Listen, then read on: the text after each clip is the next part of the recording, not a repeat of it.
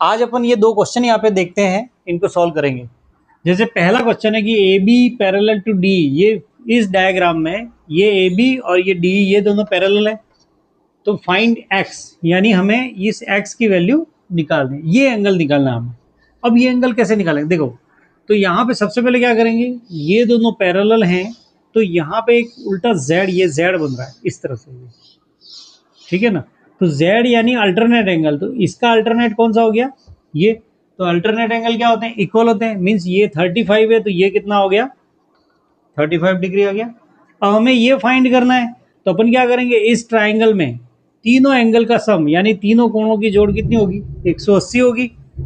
तो एक्स कैसे निकालेंगे, इन दोनों को ऐड कर दो और 180 में से माइनस कर दो, तो एक्स की वैल्यू आ जाएगी 180 माइनस 53 डिग्री प्लस 35 डिग्री। तो ये 180 माइनस 88 डिग्री हो गया, और 88 अगर इसमें माइनस करेंगे तो ये कितना आ गया, 92 डिग्री। दिस इज आंसर, यानी इस एक्स की वैल्यू कितनी आ गई, 92। अब अपन सेकंड क्वेश्चन यहाँ पे देखते हैं।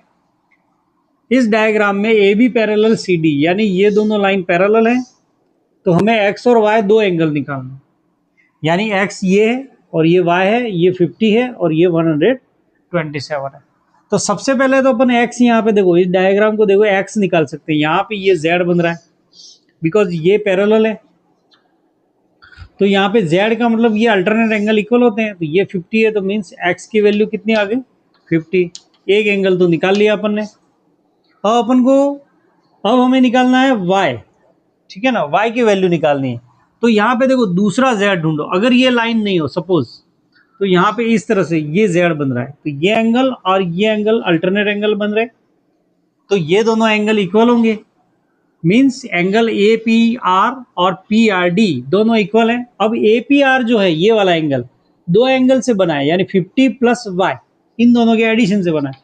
तो 50 plus Y equal to this angle P R D, यानी ये 127।